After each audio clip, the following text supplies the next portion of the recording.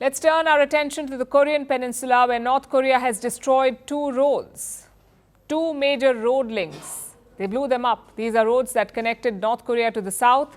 In response, the South Korean military opened gunfire, and their government called the explosions a very abnormal act.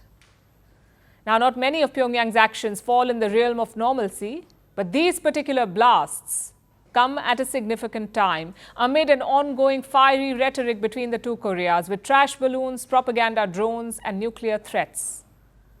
So what does this latest escalation mean for the two countries? Here is the report. North Korea has destroyed two roads.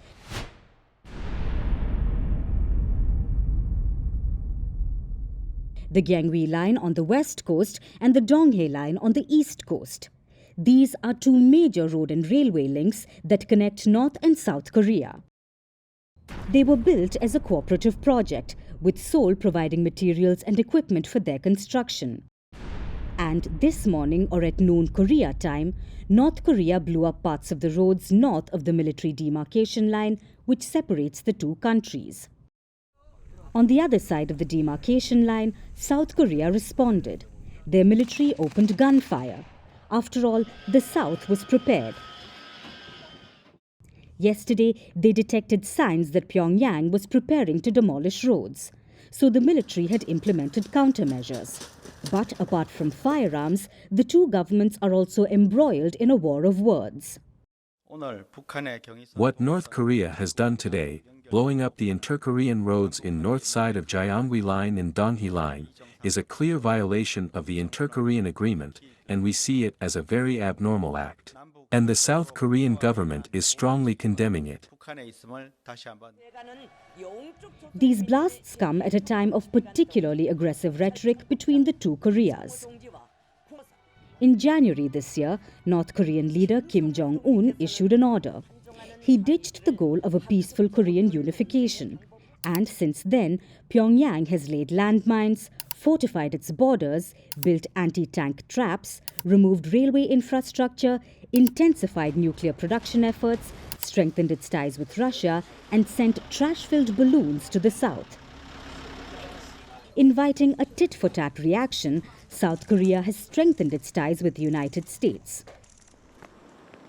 Over the past year, a US aircraft carrier, amphibious assault ships, long-range bombers and submarines have visited South Korea.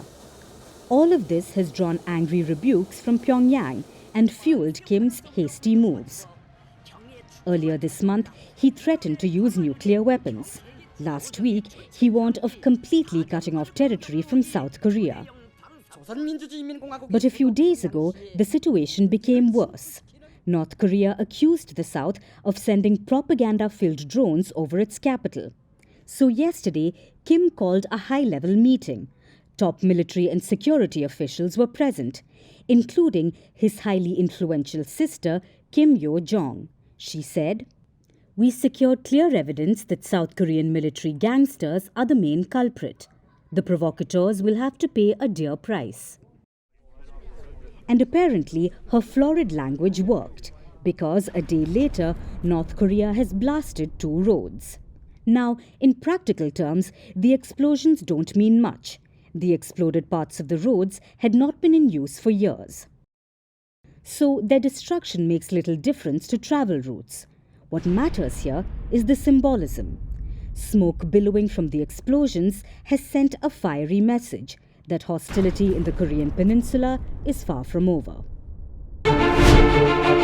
First Post decodes the U.S. election. Explains how America chooses its president. Your primer on the race to the White House. Everything you need to know about how America votes and its global implications. U.S. Election Explained. Every Monday and Thursday only on First Post.